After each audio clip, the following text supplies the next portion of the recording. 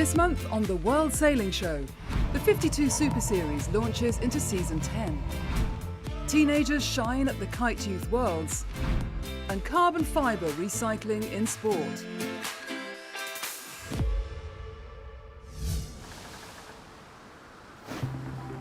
But we begin today in the Netherlands, where round 2 of the Hempel World Cup Series was hosted in the brand new venue of Almere near Amsterdam, where the Allianz Olympic Classes Regatta was the highlight of Dutch Water Week. So it's a new location for the World Cup.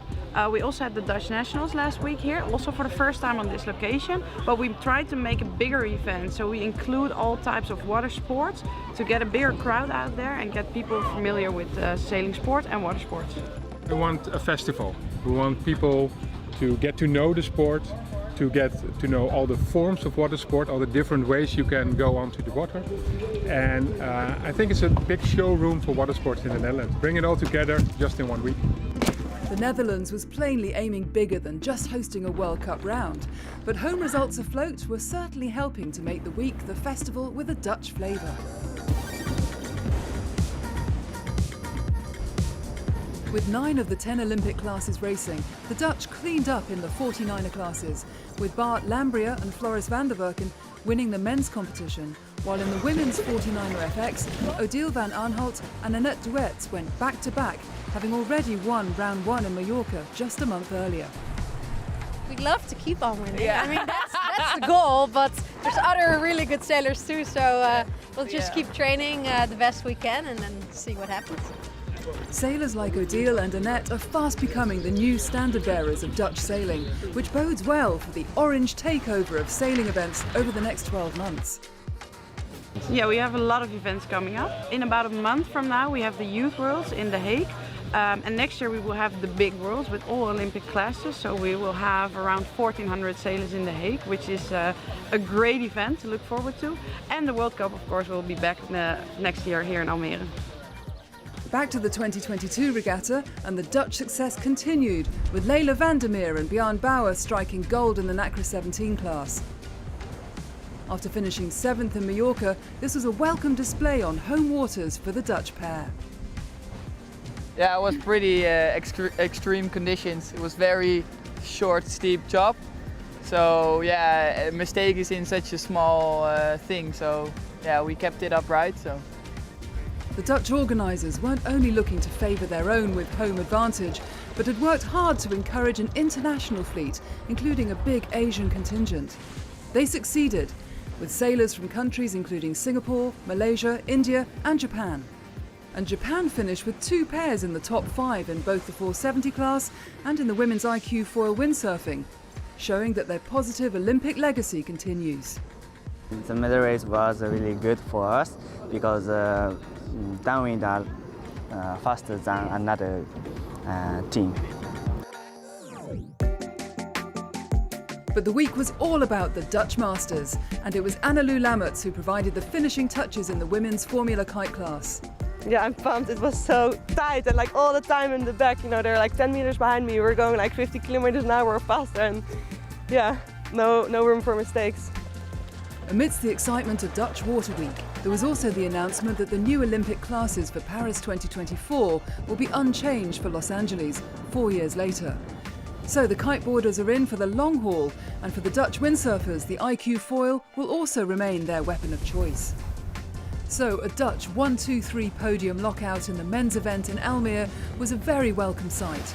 A perfect result to round out the regatta, with Hau Gyan Tak on the top step. And that only means we're going to go for more successes in the future and more easy wins, because we all are in our team so strong that we're going to have an easy time in the big fleet.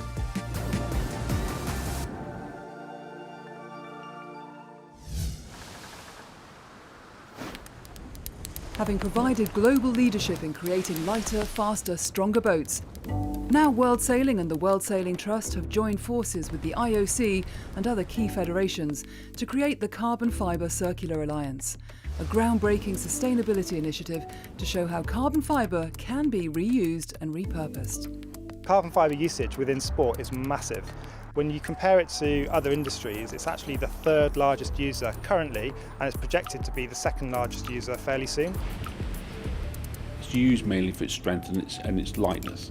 So when any of those properties are taken away, so if there's any slight deviation in its construction, then literally it's thrown away. And 95% of carbon fibre ends up in landfill.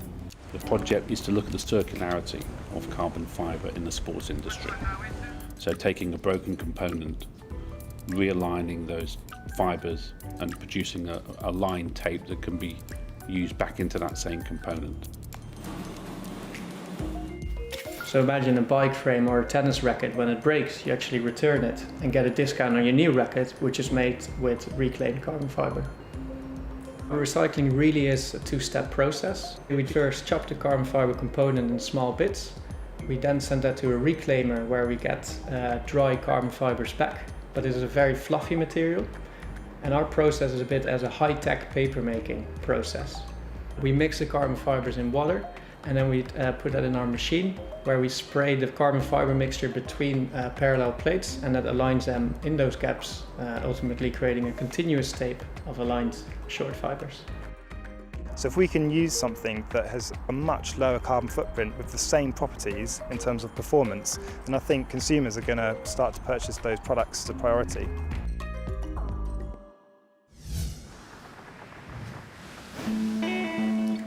How to celebrate a 10th anniversary?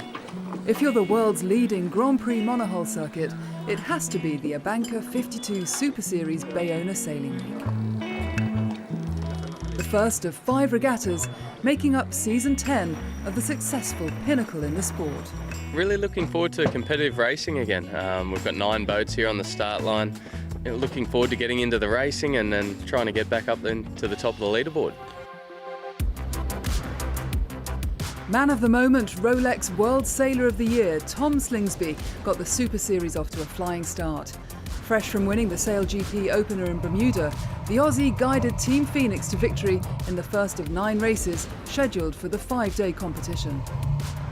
Tony Norris steered Platoon, one of 3 boats in the fleet fitted with new upgraded keel fins, and showed their class to win race 2. 4-time series winner Quantum Racing last won the overall back in 2018 and had ended day 1 with 2 mid-fleet finishes. That all changed on day 2 as they notched up a first and second place to move within 4 points of Team Phoenix.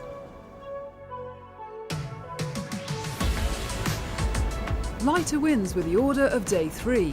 After a series of 7th and 8th place finishes, Tony Langley's British flagged Gladiator took victory in race number 5. But once again, it was Quantum who ran out winners in race 6, the second victory in Bayona giving them the overall lead as Phoenix dropped to 3rd. Quantum took another step closer to their first 52 Super Series regatta win since 2019 as they won the only race of day 4. Phoenix and Platoon finished behind them in 2nd and 3rd place respectively. That left the Americans heading into the final day with a 4-point lead over their closest rival. Up until now, the fleet have been racing in northerly winds, but day 5 ushered in a southwesterly breeze. It's looking pretty good for racing. I think we might be a little bit delayed, but then the sea breeze is going to kick in, probably sort of ranging from 9 to 13 knots of breeze. But we should be able to get 2 races in, which will be nice. Race 8 started with Quantum, Platoon and Allegra making the early running. Allegra led round the top mark, but Quantum made a couple of nice jibes to move up from 6th to 3rd, going into the leeward gate, and eventually came home 2nd behind the British boat. That left them with an almost unassailable lead going into the final race, but they jumped the gun at the start and had to turn back and recross the line. In last place at the first mark, they appeared to have snatched defeat from the jaws of victory. But at the bottom mark, the breeze disappeared and the race was abandoned. That left Quantum celebrating on the water as they claimed the regatta win in Bayona. As you know, winning's a process, and today we held our nerve in that first race. The guys got a great start. Team sailed the boat really well, got a little unlucky on the middle of the first beat, and kept asking the question, so it was great to get around them and get back up to the 2nd spot. Made a few too many mistakes on one of the days and lost a lot of points and dropped back to 3rd place, but we showed that we're in the hunt.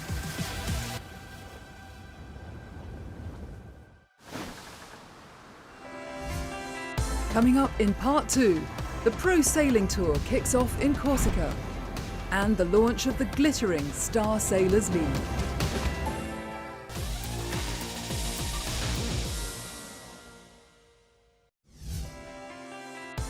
Welcome back. Still to come, drama on the Straits of Bonifacio and America's Cup news from Alinghi.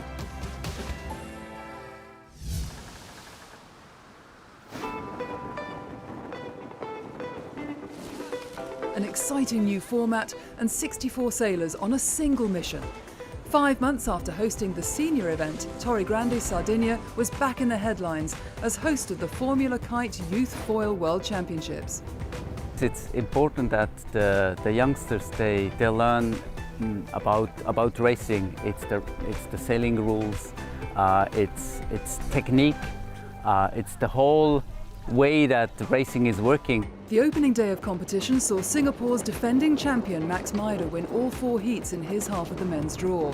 But at this level, the margins between winning and losing can be small. A 0.3% difference over a regular 12-minute race is, I believe, if my memory serves me correctly, is 75 to 100 meters, depending on your average speed and wind. So, you know, the attention to detail goes up, the professionalism goes higher, and margins just get way smaller. In the women's fleet, Israel's Gal Zuckerman recovered from a crash in race 1 to lead the standings after Poland's defending champion Julia Domasowicz found herself picking the unfavoured side of the course while leading race 3. Day 2 saw varying winds of between 8 and 16 knots. Not that it made much difference to Meider, who claimed another clean sweep to make it 8 wins out of 8. Italy's Riccardo Pianossi was almost as dominant in the other half of the men's draw, winning 3 of his 4 races. In the women's, a big crash took out Gal Zuckerman in race 2, and that allowed Maya Ashkenazi to move into the championship lead, a point ahead of defending champion Julia Domasowicz. I think that it's a quick progress that we make. The younger are you, the quickest progress you make. I'm almost 18 now, and I have already got one first place in the European Championships in a senior. So yeah, I think it's about the progress that we make pretty quickly. Day 3 brought a strong but unpredictable breeze, giving the foilers plenty to think about when it came to choosing size of kite and increasing the risk of high-speed wipeouts. Even the weather didn't faze Meider though, as he ended qualifying with a perfect score of 13 points from 13 races after discards. In the women's competition, France's Eloise Péjury won 2 of the day's 4 races to book herself an automatic place in the final alongside Maya Ashkenazi. New for 2022 was a scoring system for the semi-finals and final, which would see the 2 best performers from qualifying handed a distinct advantage. So, the first 2 people, namely, first place has 2 points, second place has 1, and 3 and 4 in each of the fleets have no points. The way you earn a point is you win that race that they run. The first person in the fleet to get 3 and win it. The final day of competition brought light winds that threatened to make consistent foiling tough, opening a chance for some major upsets on the water. Italy's Sofia Tomassoni proved the point by winning 3 out of the 4 races in her semi-final. In the other semi, Poland's Nina Arsic secured the points needed to edge out defending champion Julia Domasowicz. She continued that great form in the final, winning 3 out of the first 4 races to claim the world title. So the wind was today very weak, but somehow I win the World Championships, and yeah, I'm so excited and happy about my results. The boys' final was more of a formality for Max Meider. With his 2-point advantage from qualifying, a 3rd place finish in race 1, followed by a win in the 2nd, was enough to retain his title. 2 Asians at the podium. Oh my God, I cannot believe this. I cannot. I mean, look at this. Like Asia is coming, and it's with full force.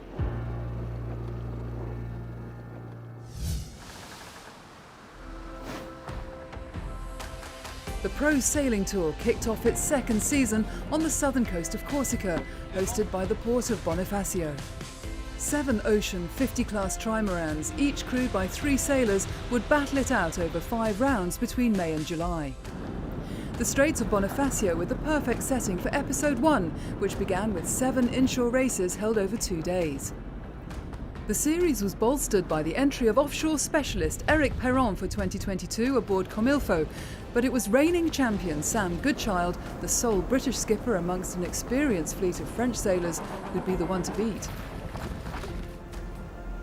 Goodchild and his crew aboard Leighton got their title defence off to a flyer with victory in the first race, while Primonial, skippered by Sebastian Rogue, took maximum points in race 2. The youngest skipper in the Pro Sailing Tour was 28-year-old Quentin Vlaminck on Arkema, and he came to the front in race 3 before the final action of the day got underway, with the crews all working hard in close quarters. But amidst the frantic racing, disaster struck. Gilles Lemire's Group GCA had speared into Seb Rogue's Primonial, putting them both out of the regatta. On a commis une grosse erreur, on n'a pas vu un bateau qui était sous notre vent, en l'occurrence. We made a big mistake.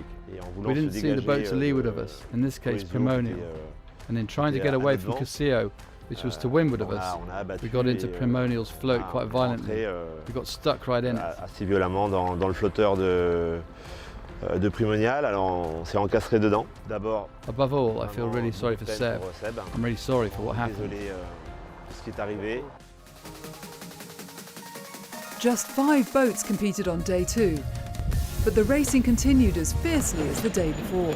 Thibaut Vauchel-Camus and his crew aboard Solidaire en Peloton, ASEP, pulled out all the stops to take their first win of the episode, and Erwan Laroux's Quessio got in on the act with a victory as well.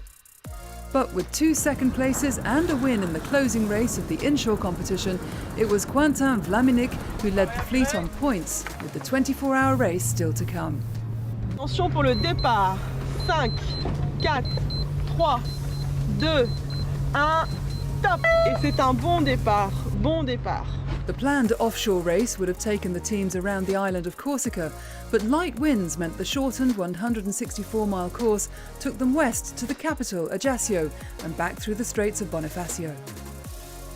The fleet stayed close together for much of the race, and by the end there were just 9 minutes between the front 3. Quessio finished in 3rd place, with Leighton just ahead in 2nd. But winning the 24-hour race by 8 minutes, and the regatta overall, was Arkema. A fantastic effort by Alex Peller, Antoine Gauthier and skipper Quentin Vlaminck.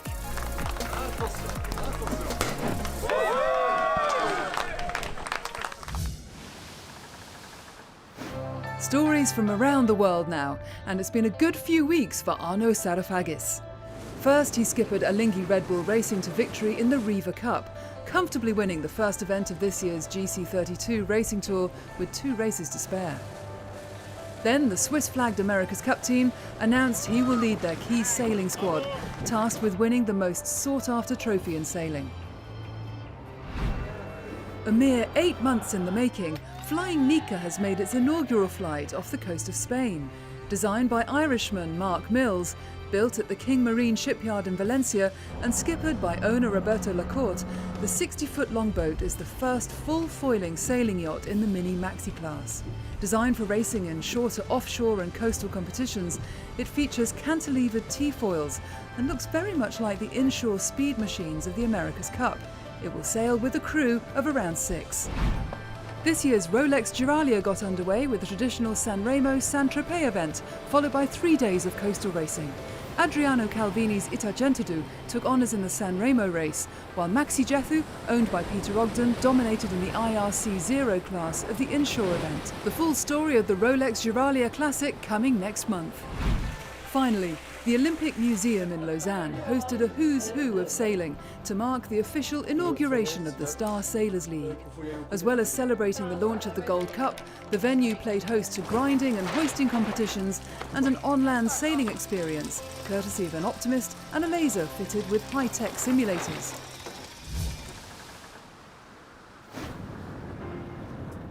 So what exactly is this new World Cup of Sailing?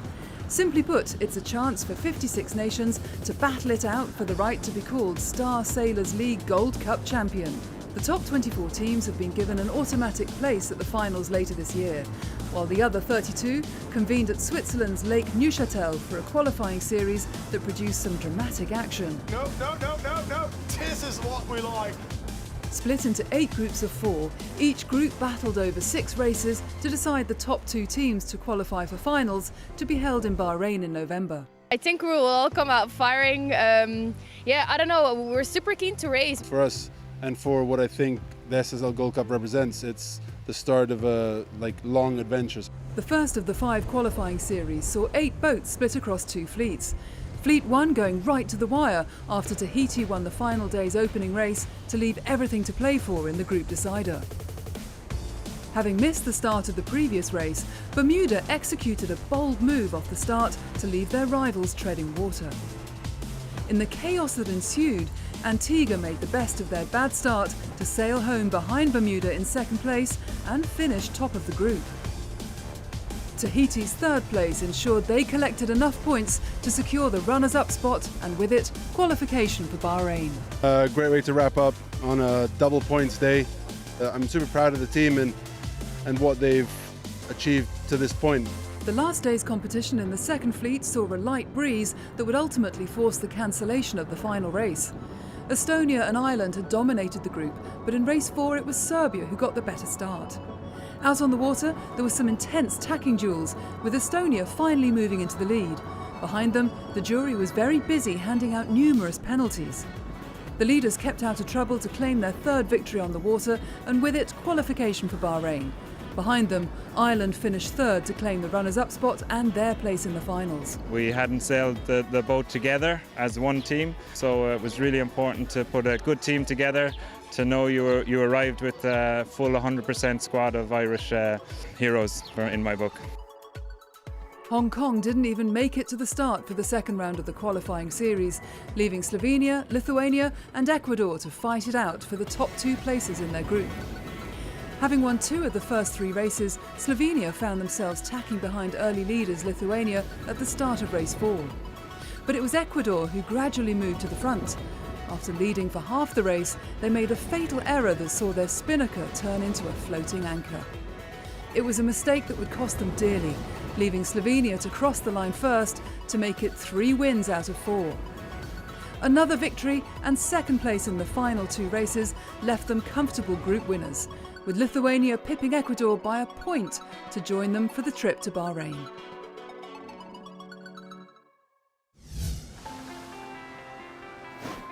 Next month, Foiling Week hits Lake Garda, and it's the turn of youth in The Hague.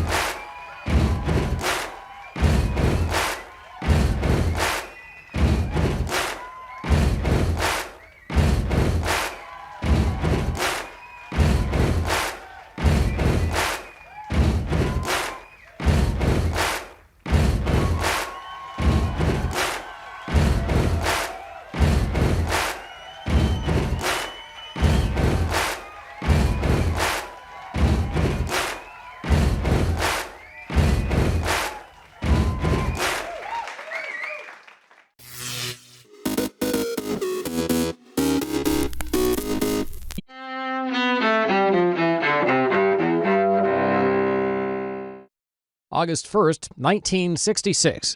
Charles Whitman goes on a shooting rampage at the University of Texas Clock Tower in Austin.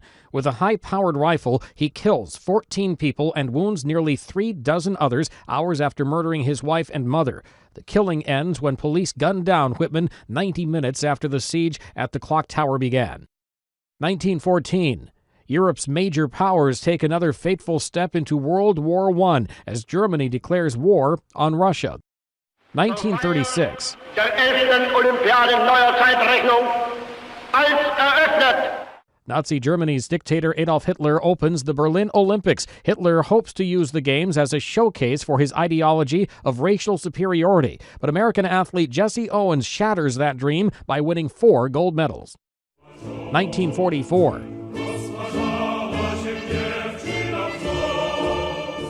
An uprising breaks out in Warsaw against Nazi Germany's occupation of Poland during World War II.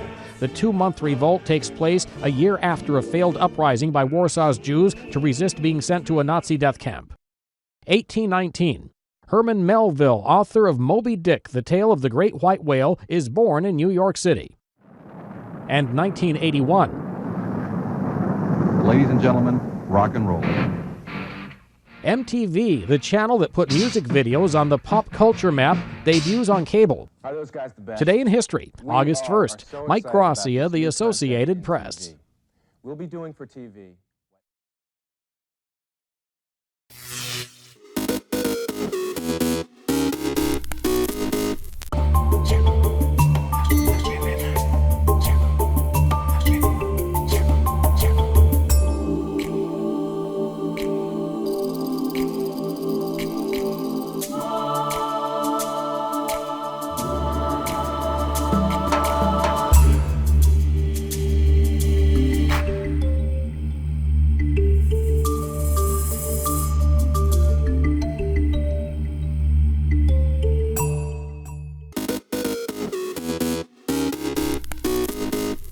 Welcome back in our studio, and in today's news,